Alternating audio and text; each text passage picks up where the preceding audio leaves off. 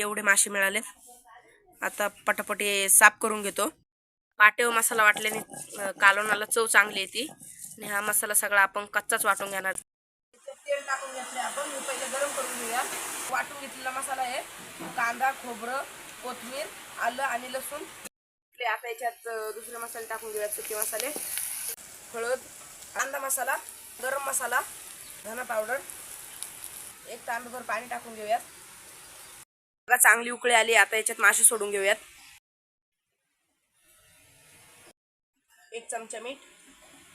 हे बघा चांगली उकळी आली. आता उतरून घेतो आणि भात घेतो खायला. बघतो कालवण कसं झालंय. तरी बघा किती भारी आली आहे. तर गरम गरम खाऊन बघूयात. एकच नंबर झाले कालवण. मित्रांनो या जेवायला.